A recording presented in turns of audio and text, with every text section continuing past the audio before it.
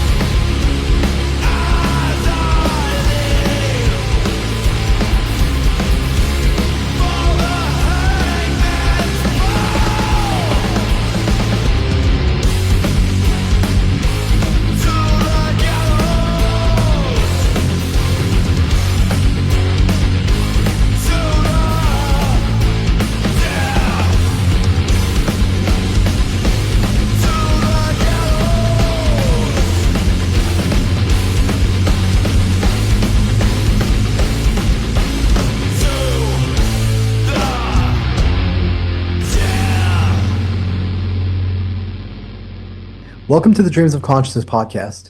If you'd be so kind, would you mind introducing yourself? Hello, thank you for having me on Dreams of Consciousness. This is Nick from the British doom metal band Witchsorrow, and I'm very glad to be here talking to you. Glad to have you, Nick. So sorry to ask this pedantic question, but when we say doom metal, what do we mean? Doom metal to me is stuff that has the atmosphere of doom, of this sort of bleakness and looking into the void, I guess. But that could take many forms. That can be, the sort of classic Sabbath.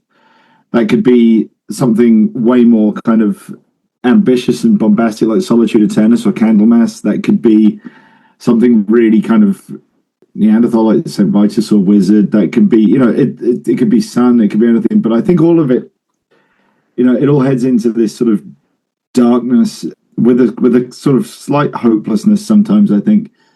But it's an odd one, Doom, because it's a very specific but also very broad thing at the same time. It's quite contradictory. It's not always slow. Some of it's quite fast. But I think all of it does stare into the void at some point. Now, when you say British doom metal, do you feel like there's a Britishness to the moroseness, or maybe a moroseness to being British? Like there's something intrinsically kind of sad about like this British sound. Maybe. I mean, in some ways, yeah. I mean, you think about bands like Sabbath, obviously, there was something of Birmingham where they were from in them. And some of the lyrics and stuff sort of hark back to bits of folklore and, a sort of very British type of kind of witchiness. And I mean, you think of, Electric Wizard. I always, if I think of Electric Wizard, I immediately think of Dorset in the south of England. But then, if you think of the peaceful big three of doom bands, I mean, where they were from in the north, I remember understanding where they were coming from, even as a kid, reading about them in magazines, like reading about Paradise Lost. There was always the mention that they were from Halifax in Yorkshire and that they were sort of quite bleak and miserable. And I remember, as a kid, I understood that because my grandparents lived in Yorkshire. So I spent quite a lot of time in cars driving with my parents across sort of rainy Yorkshire moors and understanding where that sort of darkness could touch a person like that. I think there is something British about it. You think of Cathedral as well. They were a very, very British feeling band. And I think, I mean, some of this is the power of suggestion. I mean, you talk about, when you talk about the Ramones, you think immediately of New York. But I think, the same thing does apply if you're talking about Cathedral or someone. You think of a certain type of Britain, I think, and there is a certain Britishness to it. And also British people love complaining about things, which I think works really well with doom metal. So I'm not actually familiar with your area. Your city's called Hampshire? So Hampshire is the county, which goes from like sort of just underneath London down to the south coast. Southampton and Portsmouth are the nearest like big cities. It's where, when you think of like Jane Austen, the author, she lived here when she was little. So it's very, you don't have to go very far to be in kind of this sort of classically English, quite romantic, like hilly Hampshire with lots of little villages and thatched roofs and stuff. But where we live is a town called Farnborough, where it's like 40 minutes on the train into London, but it is its own separate place to London for definite. I feel it's quite a well-connected place, but I feel cut off from quite a lot of music scenes and stuff because it's kind of neither here nor there. It's not in London, but it's not far enough out of London to be part of something else. It's kind of a weird place, but if you go in one direction, you get to London. If you go the other direction, you get to like Witchfinder General King countryside. So is that considered Central England or South England? South. This is like it borders like some of the south coast is on it at its lowest end. It's maybe like 70 miles south of London. Like it's pretty in the south. Yeah, there's a sort of a joke that this is one of the kind of the softer bits of England. It's not tough like the north or the West Country or in Wales. Okay. Can you tell me a little bit about the origins of Witchsorrow? What were your intentions for the band when you first started? Well, I'd been into doom and kind of stoner stuff since I was quite a young teenager, and I'd always really wanted to have a band where I played a Gibson SG and played through like a fuzz pedal. And I was really into Black Sabbath and Cathedral and Wizard and like American bands like Fu Manchu and Monster Magnet and Caius and stuff like that. And when I was, how old was I? 2005 it was. I had the idea for the band name, and that all I wanted to do was kind of rip off Reverend Bizarre and Cathedral and Electric Wizard. And I didn't know anyone who played the drums, but Emily, who is now my wife, at the time we were sort of dating, she insisted that she wanted to be in the band as well. She'd never been in a band before, but she wanted to play bass and she wanted to be in the band, so we sort of, it wouldn't separate us, like we could do it together. It was like, okay, cool. And then it sort of, we spent ages trying to find a drummer, and then we played our first show at the end of 2006, which was like Christmas 2006, with a band called Blood Island Raiders, who have members of various other bands in them, including Al, who now plays in a band called Under the Ashes, and another one called Flame Bearer, who was like he was in that doom band Mourn in the early 90s. He's sort of quite an old head, but that was the show where, it was our first ever gig, and Lee Dorian was there and said that he wanted to, sign us to Rise Above Records and put something out. We weren't sure what he said, that'd be an EP or an album or what. But that was it. Like our intention was to just sort of play a kind of very traditional style of doom and not deviate too much from the sort of Black Sabbath, Saint Vitus kind of style. I was just obsessed with, like, at the time I was really kind of, completely obsessed with Reverend Bizarre. I think I'd not long heard In the Retro of the Bizarre Reverend, and it was everything that I loved about doom, and I really wanted something like that for myself.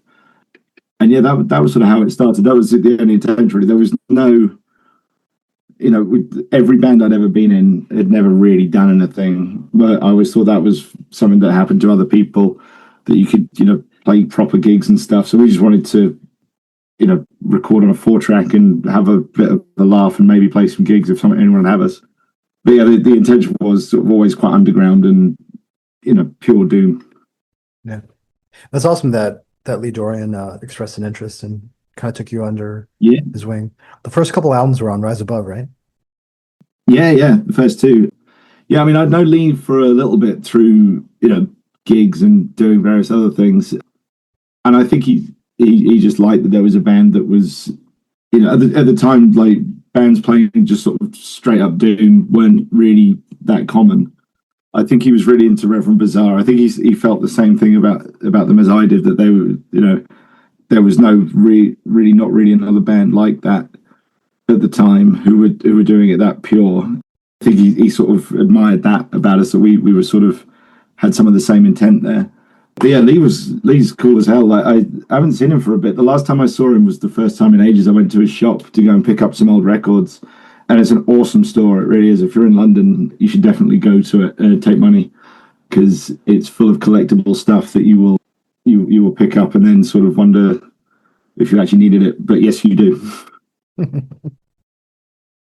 So from those early recordings and that early true doom sound, how would you say that your sound has evolved?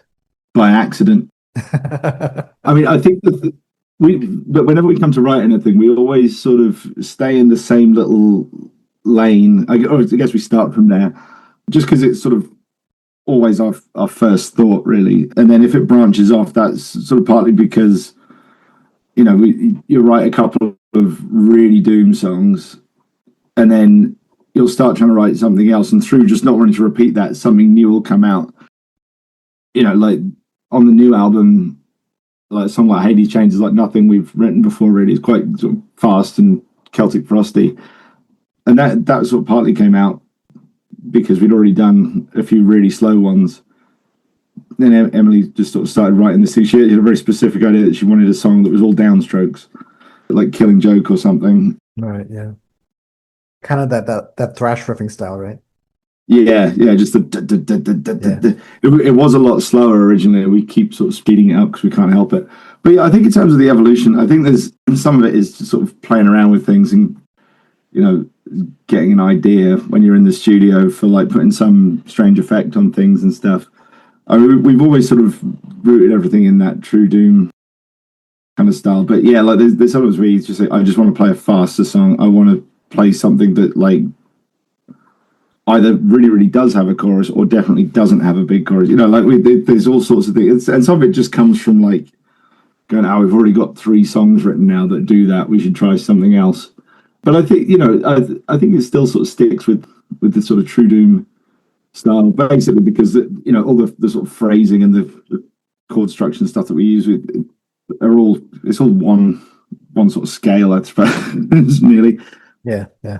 You know, but I mean, I've always just liked having to do with it and then being able to kind of pop off in a slightly different direction. I think if you have a song like Hades Chains in the set with a load of other stuff, when it hits, it really, you know, it really gets to stand up on its own and stick out a little bit. And, you know, some of that just comes from like the Trouble influence as well. Just like half of their songs are actually quite fast. Yeah. Them and like Candlemass as well had some sort of but yeah, like that, you know, the evolution of style. Also just sometimes you just come up with something weird on the guitar or on the bass or whatever, some strange thing that sounds kind of spooky that still sort of works as a bit of a slight detour of to what you'd normally do. But yeah, the first song of like any record that we've ever done has always been a really like straight up doom one. And then once you've done that, you kind of try and do it again, and then that's how you end up just sort of piling ideas on top of each other so you don't repeat yourself.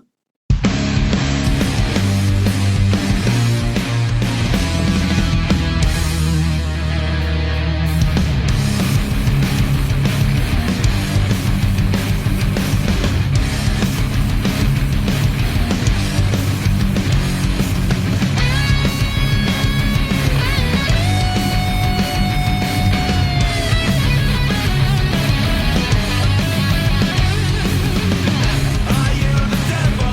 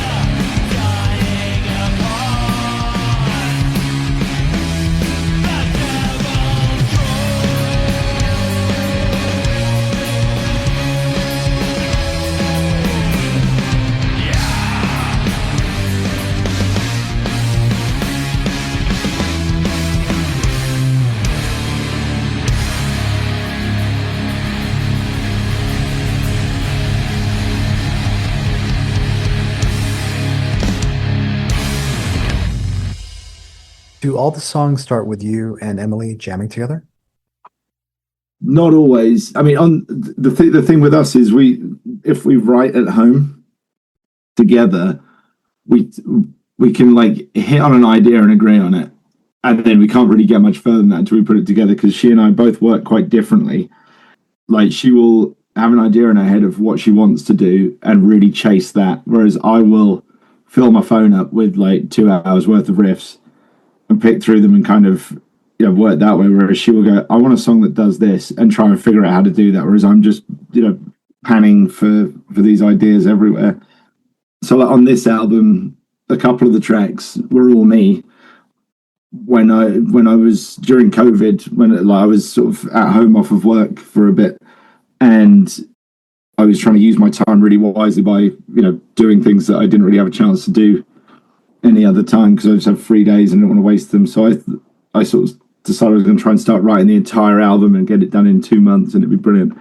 And I got one song done on my own, and then after that, it proved quite difficult. So there's a couple that are all me, but there's Hades Chains is one of Emily's where she came up with the riff, and then you kind of sit there and figure out the next bit, but you can't just sit there and just write like the whole thing together. It just doesn't. It never works out like that. It takes us weeks to write a song just because everything sort of takes a while to click in and to just be on the same page with stuff. But Emily's very happy because the two singles, Hades Chains and Bacchus, are both her kind of riffs. They're both her songs, so she's very pleased about that.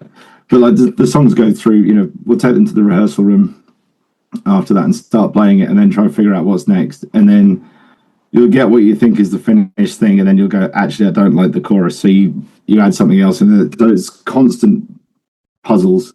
There's a bit of me that wishes that we could just, take half an hour to write a song because they're all verse chorus verse mostly, and it should be quite easy. But I'm also really glad that they're not like that and that we spend ages doing it just out of a slow work rate, because it means that you spend ages kind of really living in it and you can sort of pick them apart a bit. But yeah, like me and Emily do write together, but it's not like we kind of have music day or anything where we can sit for hours at a time writing together, because you run out of road before too long, I think, doing that. And sometimes it's productive and sometimes it's not, but when it's productive, it's very, very productive. Yeah.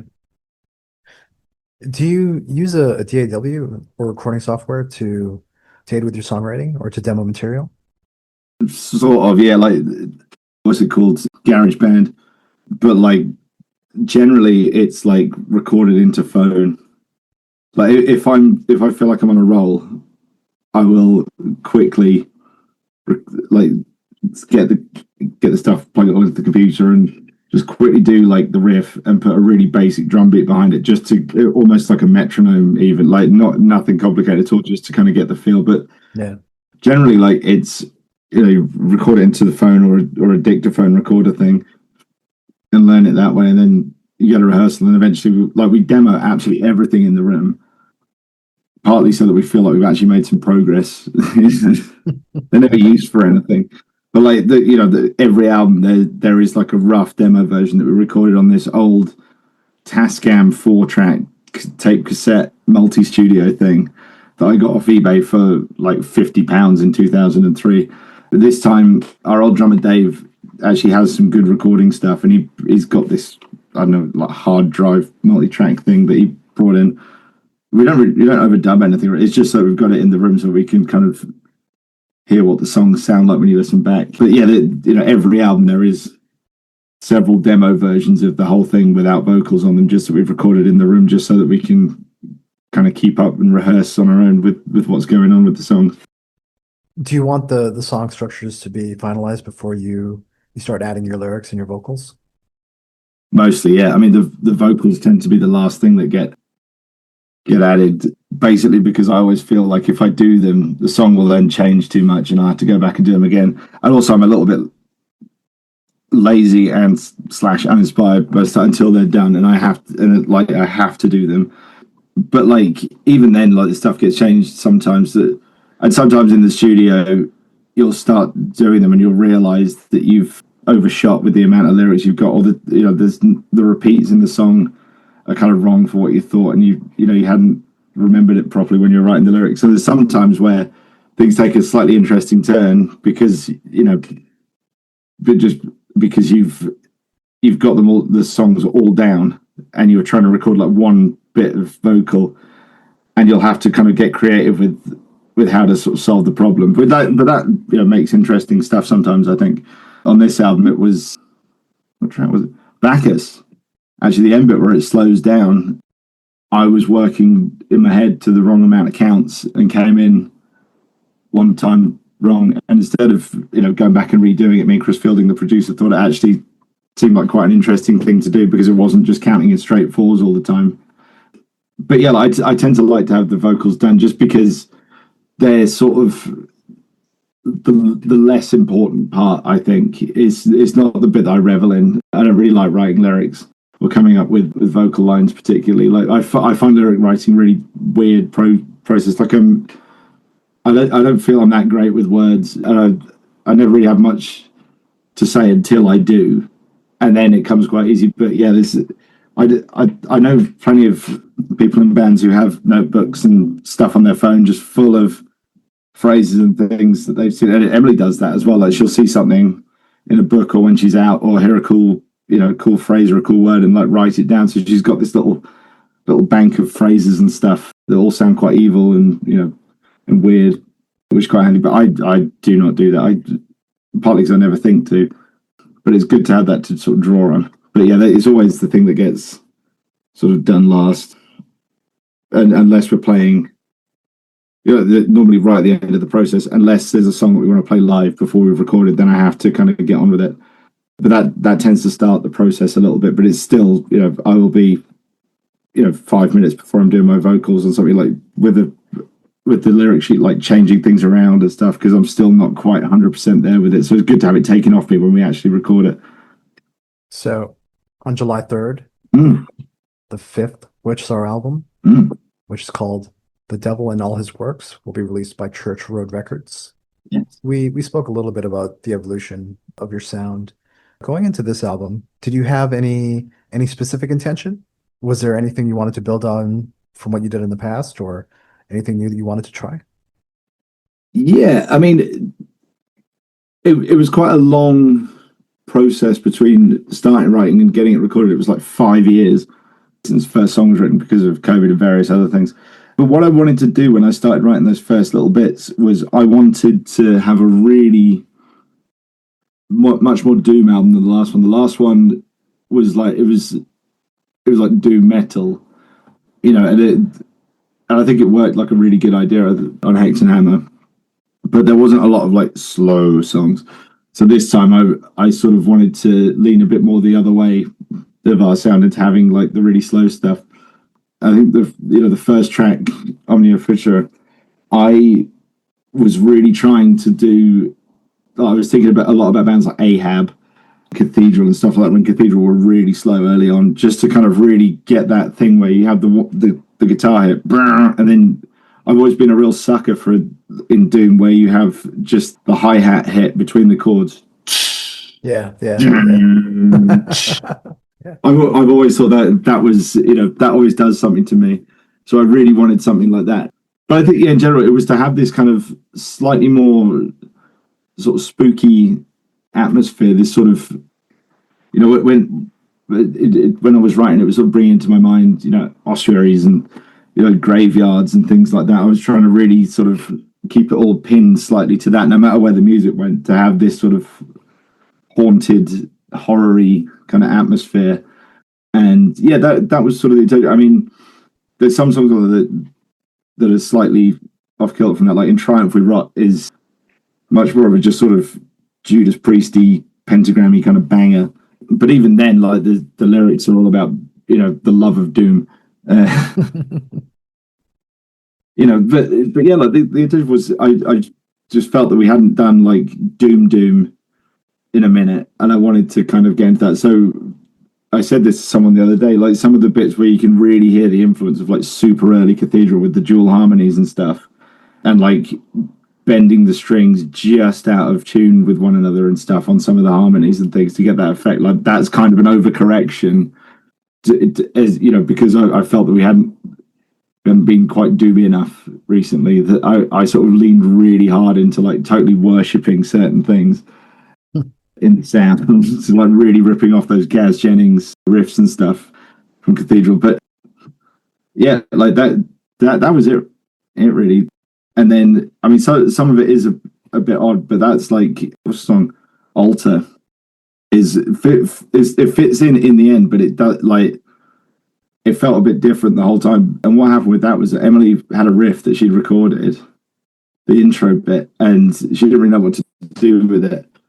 And I'm someone who, like, if someone else has something, I think that's the best thing I've ever heard. So she'd come up with this riff that was like amazing to me, and I had an idea for what we could do with it straight away. It ended up being quite a weird song, but it still had that kind of really spooky kind of triptych-y kind of vibe to it, which was, kind of what I wanted, even if it was a bit different. But yeah, like just having this sort of darkness and doom and spookiness was the intention. I wanted to sort of, I was aware that this was going to come out even at the beginning, it was going to come out quite a long time since last record, and that we sort of slowed down a little bit in what we were doing gig-wise and stuff. So I wanted to sort of feel like it was kind of a statement of, of doom, the statement of doom.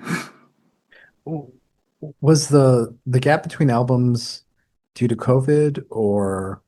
It was partly down to COVID, yeah. I mean, so 2018, so we had like 2 years and then COVID hit. And then during, sort of slightly before that, and then during COVID, old drummer Dave, like his life totally changed. He had 2 kids. And so it took us ages to be able to kind of get into a rhythm of writing and stuff, and everything felt like it was taking a long time. And then we were doing some cool gigs, like we were doing Bloodstock main stage in 23 and some other stuff. And when something like that comes along, that just throws any kind of writing out the window for a bit, because we focus all our energy in rehearsing. We're not a particularly multitasking band. We're either doing writing or we're playing live. And then we recorded it. When we like Dave told us he was leaving in last April, I think, May, and he said he'd finish the record with us. So we sort of focused really hard on getting it done, and then did it in July last year, and it's coming out now. I mean, that just added 1 year onto the whole thing. Oh wait, but yeah, like there's a mixture of sort of working slow, of not being able to work sometimes, and also COVID, like taking 2 years out of actually being able to function as a band didn't help. Yeah. And that should have been the time that we got the whole thing written during COVID, which was my intention. I thought I'd have it done in 2 months, but I was ambitious. I thought a bit much of myself there. So Dave is on the album, but you have a new drummer lined up, right? Yeah, so Dave left. His final show was last June. We were due to play a Pentagram. They weren't allowed in the UK on the day that they were supposed to play the show, so we played a sort of makeup show in a bar that night for anyone that had a ticket. It was great. But that was his last thing, and then he played on the album in July. But by that point, we'd already found our new drummer, who is Scott Doom. He plays in Under a Crumbling Moon, who are awesome kind of post-metal band who are brilliant. And he also played in Gargantua, who were a sort of doomy stoner band from Leicestershire. He's super talented. He's not even a drummer, he's a guitar player. And he happened to be playing drums live for the first time ever when he for Under a Crumbling Moon, because their drummer couldn't make a show. So he decided he was going to do it, because he'd written all the music, and he worked really hard and got really good at the drums. And I just happened to see this at the time we needed to, which is one of many weird coincidences that have happened to kind of over the last year or so. Like, he lives really near Emily's parents. He was born in the same hospital as me, which is like 2.5 hours away from where he lives now, which is on the wrong side of the country from where he grew up. Like, it's all completely, weird coincidences, but we've got these all strange links. But yeah, he's been amazing. We've played 6 or 7 gigs with him now, and he's just been an absolute machine. He's incredible. And we're both looking forward as well to eventually starting to write new music with him, because being a guitar player, it'll be good to sit down with him and like riff with someone actually, writing riffs with drummer head on as well. So that'll be really nice. But yeah, he's awesome. He's amazing. That's awesome. We are very lucky to have found him.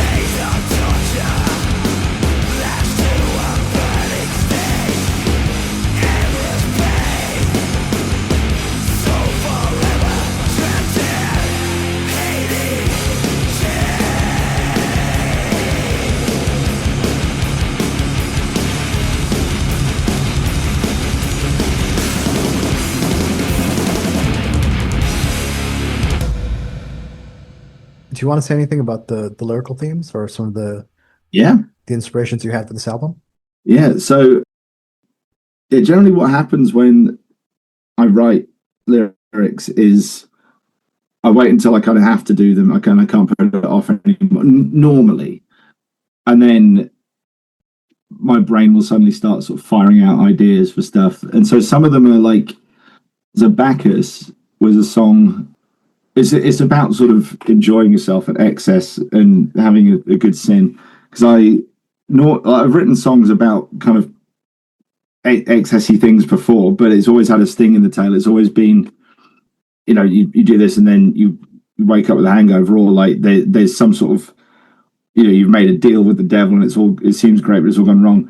And this time it's not. There is no hangover afterwards. But I was kind of inspired by, what's the Iron Maiden song? It's on Seventh Son. Only the Good Die Young, with Bruce Dickinson.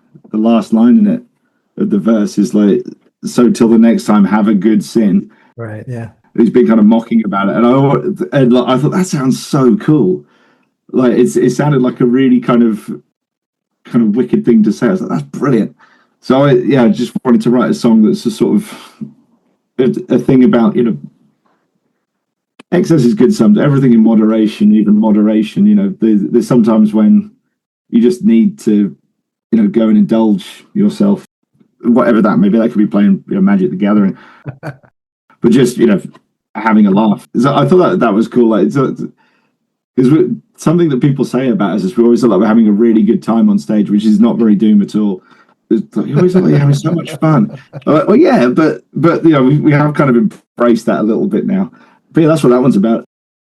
Hades Chains is about a sort of, that kind of Faustian pack with a sting in the tail. Our nephew is from one of his video games. I can't remember what it is. He's 13. I think it was Fortnite. And he said it one day. He was like, "You should do a song called Hades Chains." And Emily was like, "Fuck yeah, I'm writing that down." And then I couldn't work out what it was going to be. And then I realized it actually just sounds like a sort of being caught in this sort of Hellraiser styled like bad deal. I'm a big fan of the sort of cautionary tale type song. But yeah, someone sells his soul, all goes terribly wrong. And that's, that's the thing that I often see. Like, I think sometimes I wonder how people manage to get sort of done over so hard. Like, how did you not see this was a bad idea? Like, if you watch, stuff like Bad Vegan or what's that other one, The Tinder Swindler and things like that, where people get kind of caught up in what's quite clearly a giant scam. I feel very bad for them, but I'm also like, kind of think like this stinks of just the devil having his fingerprints all over it. So that's that one. Omnia Finiture, the first one, is about, that was a weird one because it all means the same thing, but I'm drawing inspiration from a lot of things. I became obsessed with Dune, Frank Herbert. I read like all the proper Dune books in one big burst, and I couldn't get away from like this idea of things disappearing into sand, partly because of that. But I was fascinated by this idea, and it across the books, like they go on for like thousands of years, and there's, in the fourth one, he's sort of turned into a giant sandworm, and he's lived for like 3,500 years.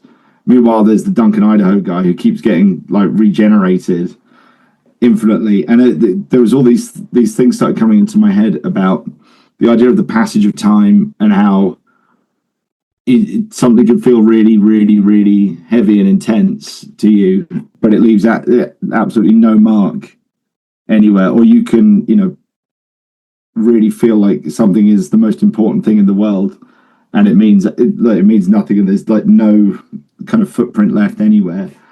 And that kind of blew my mind thinking about it, that how well that could apply to pretty much anything in life, that it's all going to end, and not in like a sort of miserable Pete Steele way. It was just a sort of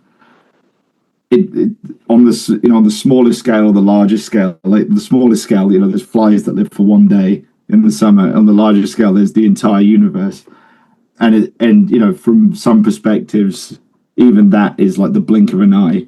Like I remember we have a fireplace in our house, and I can remember watching a log burning on it and seeing some of the patterns that were being made on the bark while it was burning, and just thinking about the possibility that the entire universe is something like that. It's this slight burst of energy that lasts for 10 seconds, but on a cosmic scale. So 10 billion years is actually the blink of an eye, which is a very old idea, but it was something that just kept on playing on my mind for a little bit while I was writing it. And as I say, partly just down to my brain being melted by trying to understand what was going on in like the sixth Dune book. But that's that. Yeah, in Triumph with Rot is just basically about the love of Doom in the style of like Doom Over the World by Reverend Bizarre. Right. Yeah. This thing of like just being quite proud to be Doom.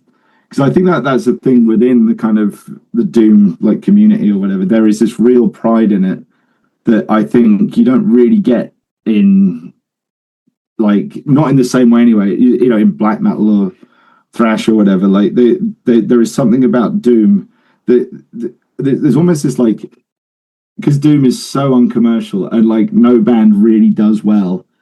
Not truly. They'll be like the odd one. You get like Electric Wizard, but that's a freak thing. That's weird.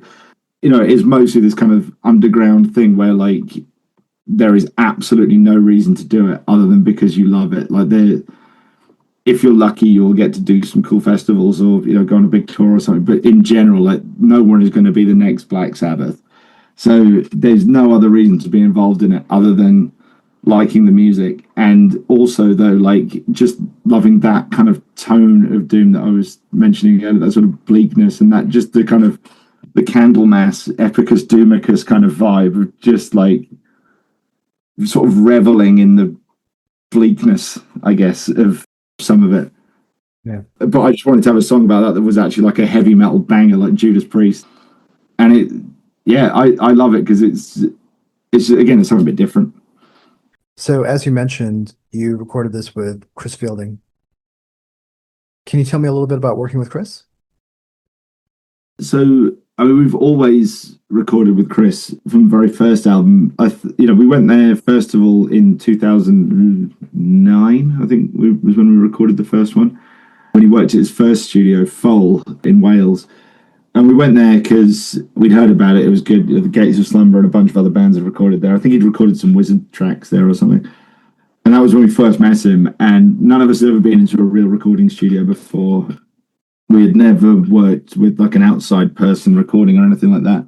And we loved how he worked. We loved that like he was really big on like amps and pedals and all that kind of stuff.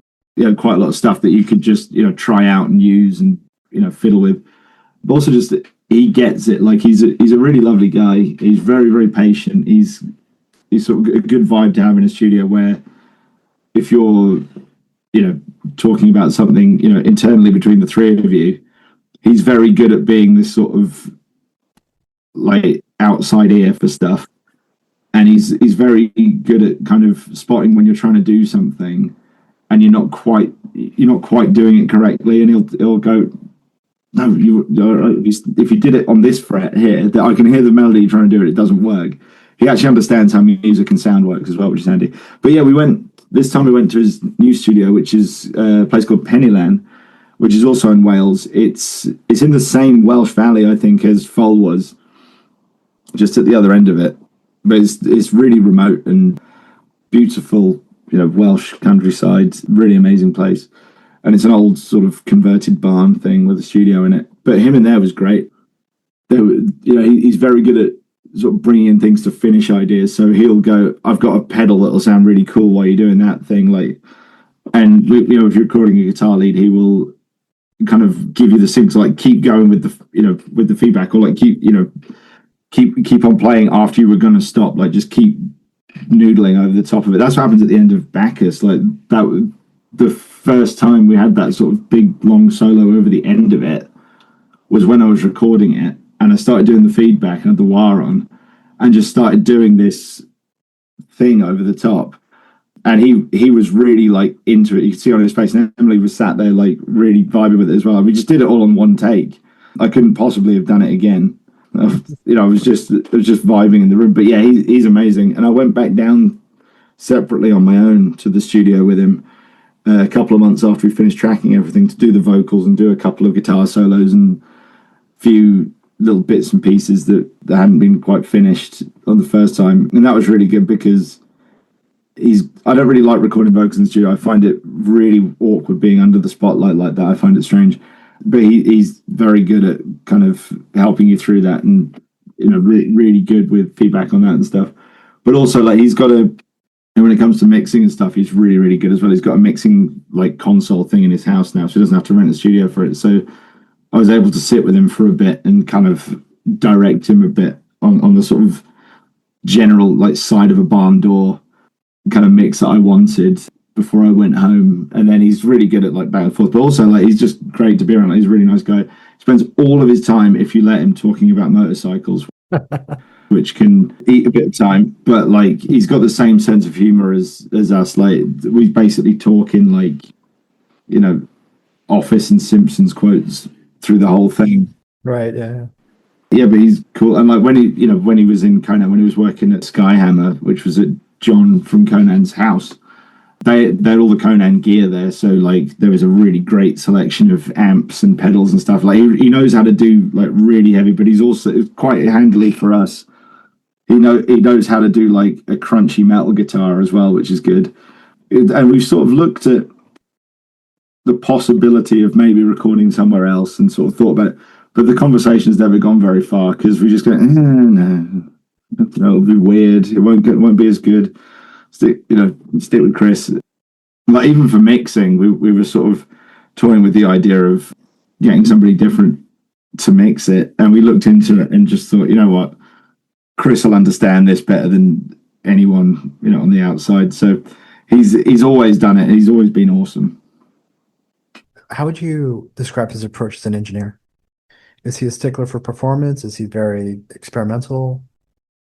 He will let you know if something could have been better, or if you haven't quite got something, or if something is like out of tune in the theater. He'll spend a long time fixing little problems if he feels like he can't see past it, which is very good. Like he's super pro like that. He's really good because he actually understands, on a kind of engineering level, like how the machines in the studio actually work and like what they're doing to sound and stuff.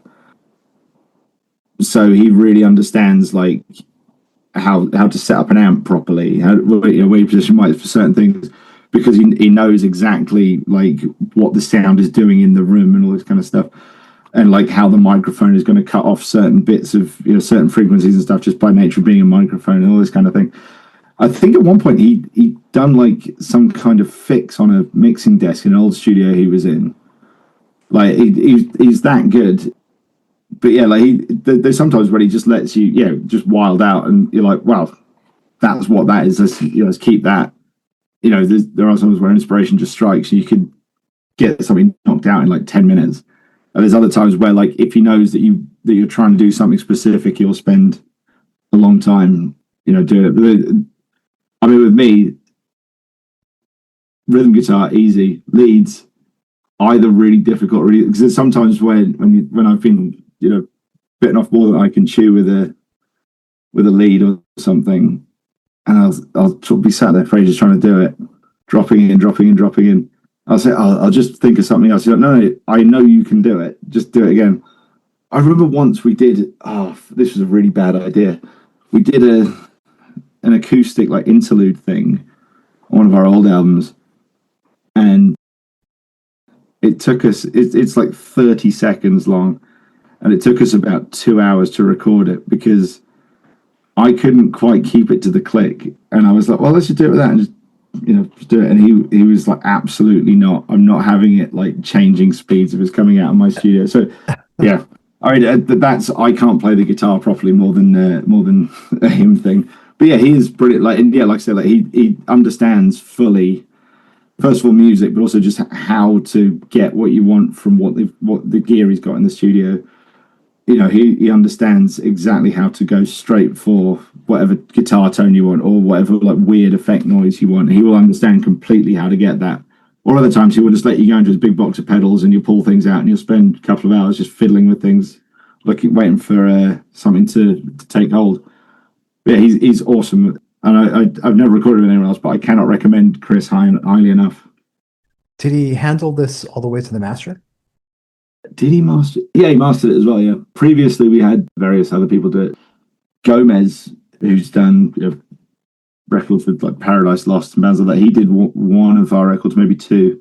But this time, yeah, Chris mastered it because he's got himself a load of mastering gear now. But yeah, he did everything, the mixing and all of it. The only bits that weren't recorded by Chris were the guest bits, like Sammy from Employed to Serve did a guitar solo, which he just did using his recording gear. And Serena from Svalbard did one scream on Hades Chains, which we did. A friend of ours has a rehearsal room in like a shipping container out in the forest near where I live. So we took my computer down there, a really basic, like £10 podcasting microphone, and just she screamed into it for 10 minutes. And then I sent it all to Chris. That was that. So now I'm a studio engineer now as well. That's awesome.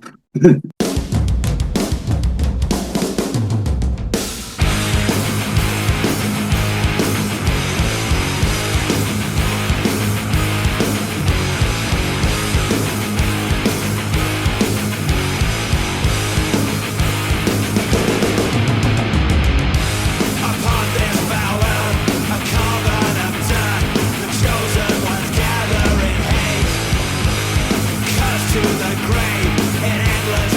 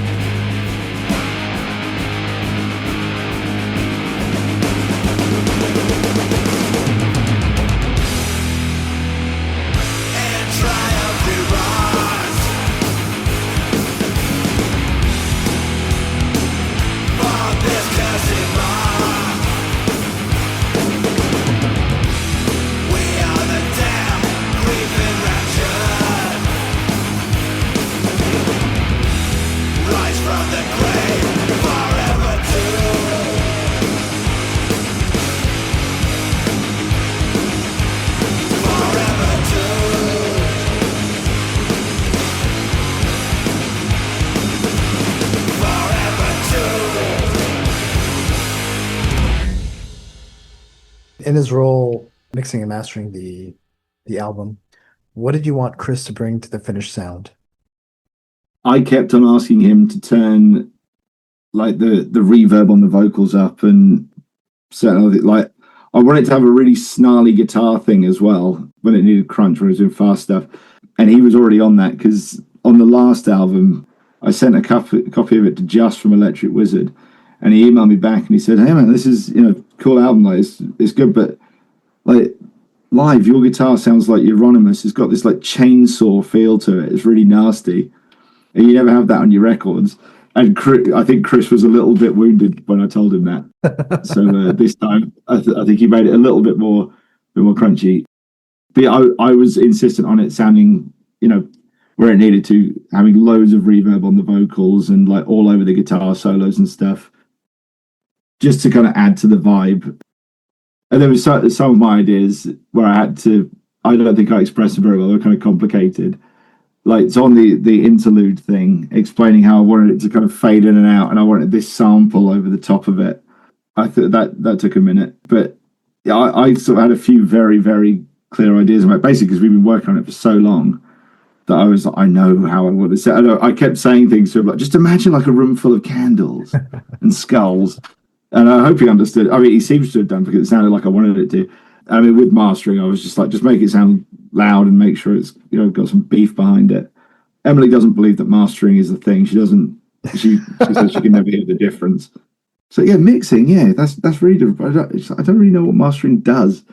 I said, well, it sort of calibrates it for stereos, and it sort of pulls all the frequencies really far apart, and it inflates everything. It's like having, a lilo or something, and you blow it up, and it, that's when you see the full thing. It's like, yeah, I don't think it does anything. I don't believe in it. I can never hear the difference. I just had this conversation earlier today, actually, just because the nature of the podcast, asking people about the recording process. Often people will send their mixes to a different engineer to master, and then ask the mastering engineer to make it sound like the mix. And it's a strange little like riddle that I have to solve in my head. It's like, well, why do you make the mix sound like it already sounds? You know what I mean? Why do you need a second person to do that?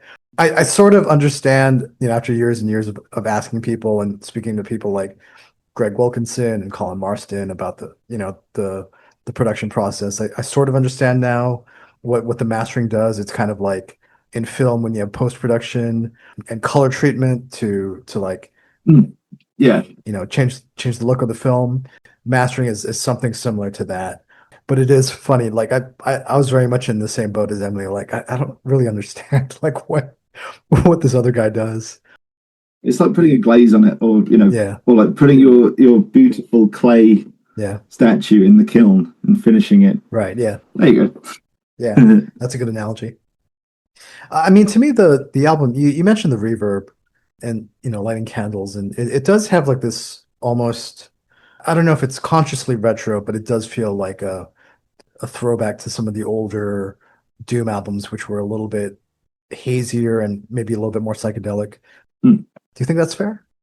I'd say so. Yeah, I mean, we love all that stuff, and I think as well, one of the things we make comparisons like that is that we sort of work in kind of an old school way. Like we don't use clicks unless it's like at the start of a song where the riff plays on its own or something. You just need something there to count in, but like it doesn't carry on through the song, And like with all those sounds and things, we're big fans of all the Candlemass and older heavy metal bands and stuff like that. And one of the things with that is when some of those early things were being recorded, like people didn't really know what they were doing in the studio. Yeah. Which is kind of a bit like us. I mean, we're very lucky that we know Chris and that we can go and record with him because he really knows what he's doing. But, I've always been a big fan of the idea that, a band sound like they sound, and, a good engineer, a studio person just puts microphones in front of them and does that and keeps it quite simple. Because you think about, in the 60s and 70s and stuff, the Beatles and the Stones and, Black Sabbath and Led Zeppelin and the Ramones, like all their early records were done in like one day with them just going to the studio and then someone kind of adding a fix on, mixing and stuff afterwards. But there was this naivety to like how to record it. And when you listen to like certain early death metal bands and stuff, they're recording with people who have no idea what to do with this music, and they don't know how to tell the engineer what to do. Yeah. So there's this wonderful kind of naivety in what everybody's doing. And if, on that tip, like if you listen to some of the most kind of the best recordings of like early Napalm Death and Carcass were from the BBC, because they had these engineers who were real, like, scientists, scientifically understood what was going on. There are these kids coming in who to their ears couldn't play, Right. but they had to record it because they were the BBC in-house recording engineers who were used to recording orchestras and stuff. And you end up with, with something kind of unique. And I've always liked that we can, throw things. They'll tell Chris, like, I want this, and he goes, okay, like, and tries to figure out what I mean. But the answer is often reverb. But yeah, like those early records that you mentioned, the sort of early Doom stuff. I mean, that's all really important to us. Like if you listen to like early Saint Vitus and stuff like that, like Dave Chalmers' guitar on there just sounds incredible. But you also know that like people have spent a huge amount of money trying to copy it when he must have spent about $10 on gear. Right. And the same with like if you listen to Paradise Lost first album, the guitar tone on that is like immense and very copied and never quite got right. And it's because they've really screwed up. The recording was really weird. Like the guy who was producing it, Hammy from Peaceville, wanted to record it himself, and they recorded the guitars like straight into the desk and recorded them clean, and then added like the distortion and stuff afterwards. While at the same time, Gregor McIntosh is there going, "I want my guitar to sound like a cello." So I do like a lot of these things where you can just sort of fiddle this down. And also, I don't know what I'm doing with my pedals either. Like I know some people can really dial in their stuff. They all sound the same to me. Like I sort of turn it on. I can turn the knob. And if you turn it too far, it makes a difference. But like generally, there's no subtlety in our sound, which kind of becomes our sound. And yeah, also again, the answer is just reverb on anything that isn't a normal riff or wah. So the album will be coming out a couple of weeks after our conversation, and you guys have some dates lined up for late summer, early autumn. Do you want to say anything about those shows? Yeah, man. So yeah, the next show we have now, like, which is sort of, I guess would technically be the album release show. That's like 2 weeks after, I think, is we're playing with Cancer Bats in London, which would be cool. They're doing their Black Sabbath cover thing, Bat Sabbath, and we're opening on that, which is cool. We played with Cancer Bats before. We've done them for a really long time.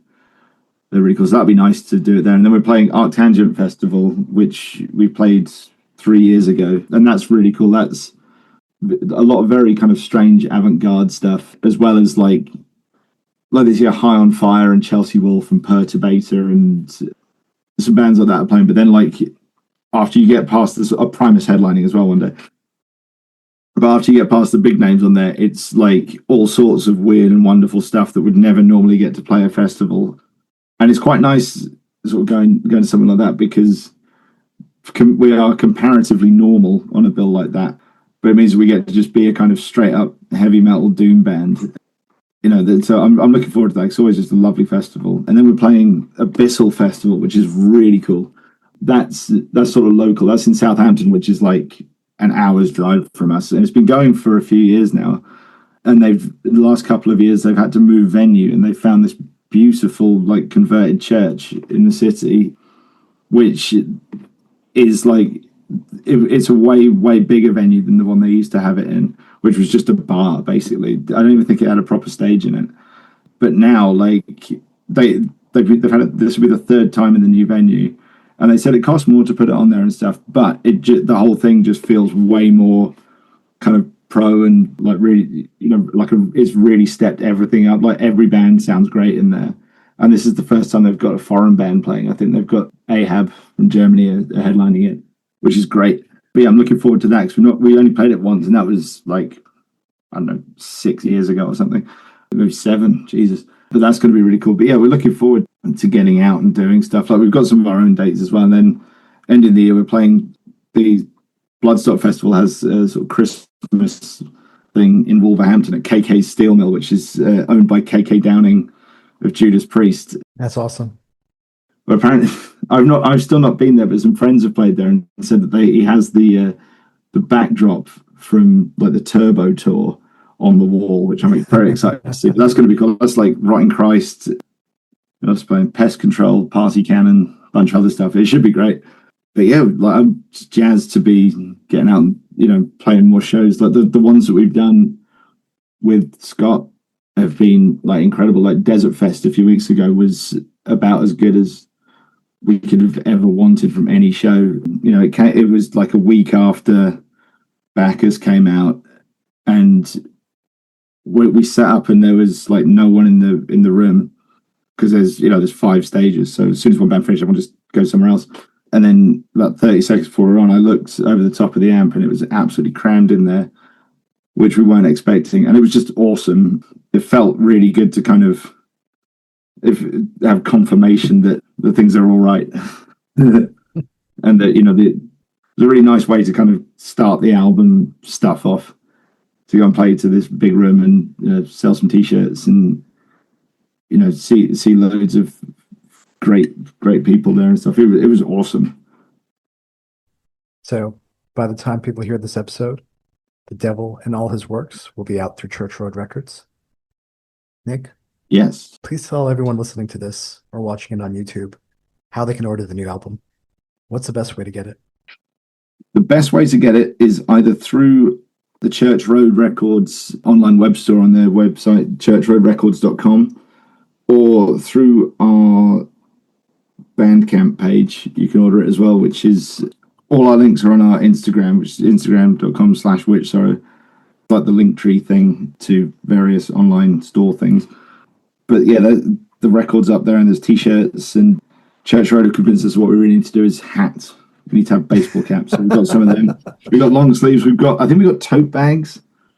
We've basically turned into a cool hardcore band. We've got all this different merch. But yeah, please go and order one and make it feel like it was the last 6 years were worthwhile. Do you want to say anything about the vinyl that Church Road is putting out? I mean, it's going to be great. I've not seen it yet. I got to. I mean, this is all out of time now because this is coming out. But Sammy from Church Road sent me a picture the other day. He got back from download, and there was a box there waiting for him. So it exists.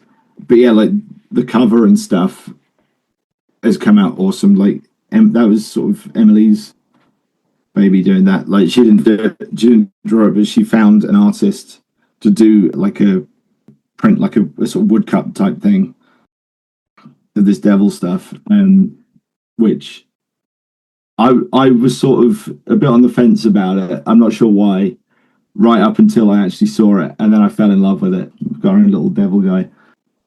But yeah, like it was, you know, it's always cool to get your stuff when you get the vinyl in your hands for the first time, just because you know, you can't make it up. Like there has to be quite a big level of commitment in putting something on vinyl, and it's a lot of work and it's a lot of expense. So when you get it, it does feel like it's a sort of very, you know, a quality product. But also it's like, here is the actual version of the thing that you've been making. It's like getting the print out of something. You know, because like releasing stuff on YouTube and stuff and making videos and stuff is really cool, but it's not the same as when you actually get the real deal thing in your hand. And I've always felt that, you know, every time we've made a record, that's always been the most thrilling thing, like getting it on vinyl and seeing it like that for the first time. When you put it on for the first time, it's just a really wonderful feeling that never gets old. And in terms of the merch, you guys have a Big Cartel page as well, right? In addition to Bandcamp? Yes. The Big Cartel is our old one. I see. Okay. We're going to start using the Bandcamp one more. Like, we're still using Big Cartel for now, but we're going to sort of be slowly transferring everything over to Bandcamp as new stuff comes up, putting that straight on Bandcamp. Okay. Gotcha. You mentioned the Instagram page. Is that the best place to follow the band for updates and tour announcements and stuff like that? Oh yeah.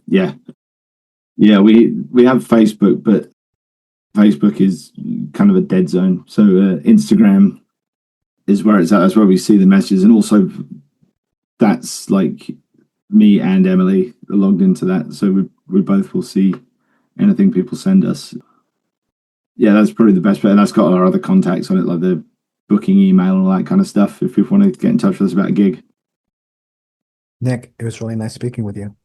You too, sir. Thank you so much for having me this evening. This has been awesome. Yeah. Is there anything else you want to say? Anything else you want the listeners to know about the album or anything else?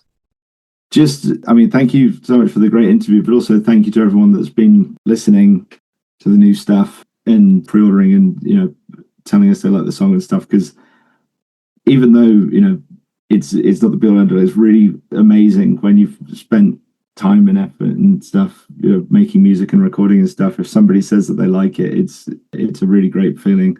So yeah, thank you to everybody who's been so supportive so far. Cheers. Thanks, Nick. Thank you.